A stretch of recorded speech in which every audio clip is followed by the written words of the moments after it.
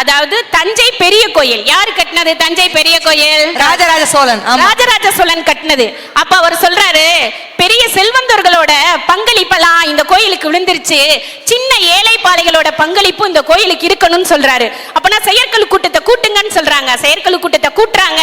அப்ப சொல்றாரு, ஏழை பாளைகளோட பங்களிப்பு இந்த கோயிலுக்கு இருக்கணும்னு சொல்றாங்க. அப்ப என்ன செய்யலாம் அப்படின்னு கேக்குறாங்க. ஆடு மாடுகள்லாம் வாங்கி கொடுத்து அவங்க கிட்ட கொடுக்குறாங்க. இதை நீ வளர்த்துக்கோ, வளர்த்துட்டு இதுல வர்ற லாபத்தை எடுத்து நீ இந்த கோயிலுக்கு விளக்கு போடணும். அந்த கோயிலை சுத்தி அந்த ஊர்ல இருக்கிறவங்க ஒவ்வொருடைய பேரும் எழுதப்பட்டு விளக்கு போடப்படுகிறது. அப்ப மன்னர் வர்றாரு, வந்துட்டு ஒரு விளக்கு மட்டும் எரியல. கோயில் நிர்வாகியை கூப்பிட்டு கேட்கிறாரு, எதுக்கு இந்த ஒரு விளக்கு எரியலன்னு. தெரியல மன்னா, 7 நாட்களாக இந்த விளக்கு மட்டும் எரியல அப்படின்னு சொல்றாரு. 7 நாட்களாக எரியலன்றாரு. இது யாருடைய விளக்கு பாருன்னு கேக்குறாங்க. எழுபத்தூர் மாறனுடைய விளக்கு.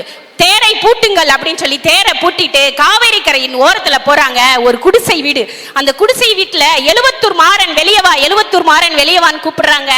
வந்தனையும் ஒரு லேடி வர்றா அழுதுகிட்டே, தன்னுடைய பச்சிலம் குழந்தைய தோளில போட்டுட்டு வெளியே வர்றா. ஏமா, உன்னுடைய விளக்கு மட்டும் 7 நாட்களாக எரியவில்லை, நீ சிவனுக்கு செய்யற அபச்சாரம் கிடையாது, அபச்சாரம் இல்லையா, நீ மன்னன் கட்டளையை மீறலாமா அப்படின்னு சொல்லி கேட்கிறாங்க. கேட்டனே அந்த பொண்ணு சொன்னா, ஐயா 4 மாதங்களுக்கு முன்பு பெய்த மழை வெள்ளத்தில் ஆடு மாடுகள் எல்லாம் அரித்து செல்லப்பட்டன. அதை காப்பாற்ற சென்ற என்னுடைய கணவனும் வெள்ளத்தோடு அரித்து செல்லப்பட்டார். 2 மாதத்திற்கு முன்பு பிறந்த என்னுடைய குழந்தையின் தாய்ப்பால் விட்டுதான் இவ்வளவு நாள் நான் விளக்கு போட்டேன். 7 நாட்களாக என்னுடைய தாய்ப்பால் வற்றி விட்டது, அதனால நான் விளக்கு போட முடியல அப்படின்னு சொல்லி சொன்னான். அப்படியே மன்னனுக்கு மெய் சிலிர்க்கிறது.